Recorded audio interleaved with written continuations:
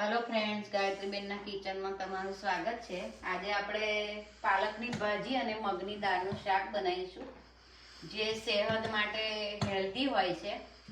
એના માટે મેં 100 ગ્રામ દાળ લીધી હતી અને 250 ગ્રામ પાલકની ભાજી, બેને મિક્સ કરી અને મેં ચડવી છે, એને બાફી કાઢી છે।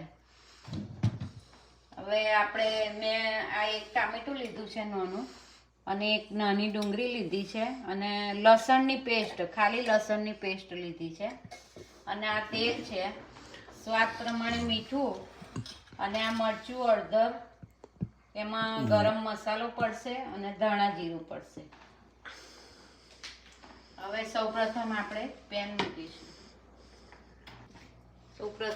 પેન મૂકી છે, એમાં તેલ લઈશું। 3 થી 4 ચમચી તેલ જોઈશે એમાં।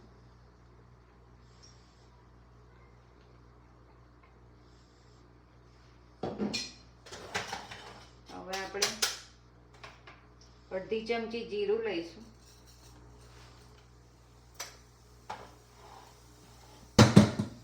નાખી દીધું જીરું તો આવી ગયું। આપણું જીરું શેકાઈ ગયું છે। હવે આપણે આ એક નાનું ટામેટું જે ઝીણું સમારીને લીધું છે એ નાખીશું।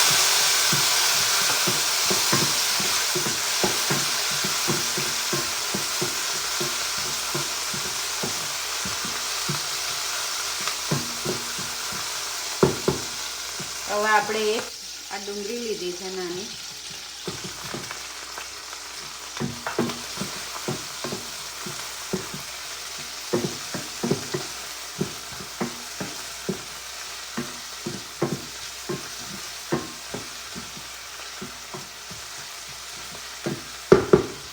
આપણે જે આ લસણની પેસ્ટ લીધી છે 4 થી 6 કરી એ નાખી।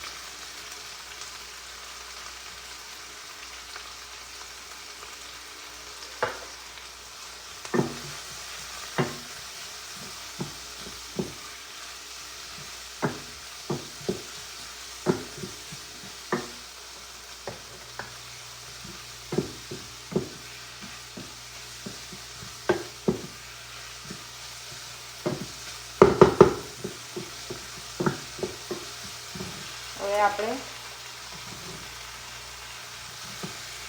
ધીમી આંચે એને શેકાવા દઈશું, અને 1/2 ચમચી હળદર નાખીશું, 1 ચમચી ગરમ મસાલો, 1/2 ચમચી ગરમ મસાલો, ધાણા જીરું, અને 1 ચમચી મરચું, લાલ મરચું। આપણે આમાં લીલો મરચો નથી લીધો, એટલે લાલ આખી ચમચી નાખવું પડશે મરચું। હવે આપણે એને 2 મિનિટ શેકાવા દઈશું।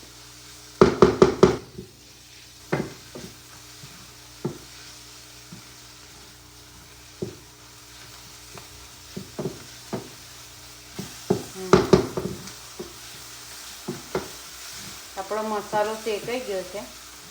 હવે આપણે જે આ દાળને ભાજી બાફી મૂક્યું છે એ અંદર નાખીશું।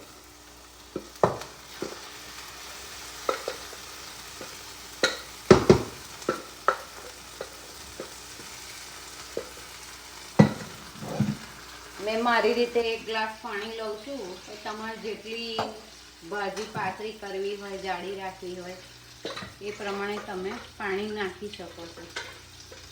કારણ કે આ જ્યારે ઠંડી થઈ જાય ને એટલે આ ફરી જાય છે, ભાજી જાડી થઈ જશે, એટલે થોડુંક પાણી વધારે નાખો તો તમારે રસા જેવી રહે, અને આ તમારે તેલવાળી ભાખરી, પરાઠા, રોટલી ગમે તેની જોડે તમે ખાઈ શકો।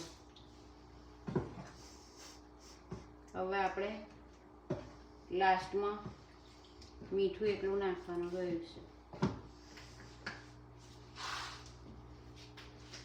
ઘણા લોકો બાફતી વખતે મીઠું નાખી દે છે ભાજીમાં અને દાળમાં, મેં અહીંયા નાખ્યું નથી, એટલે મારે થોડું વધારે મીઠું જશે।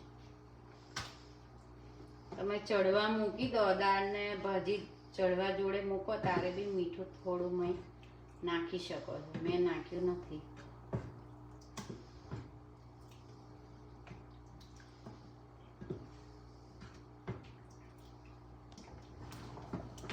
આપણે ભાજીને થોડી ઉકળવા દઈશું.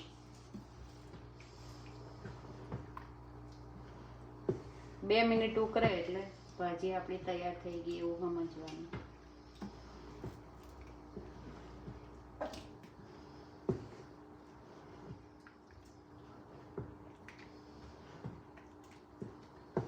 આપણી ભાજી રેડી થઈ ગઈ છે. હવે આપણે એને વાડકામાં કાઢીશું.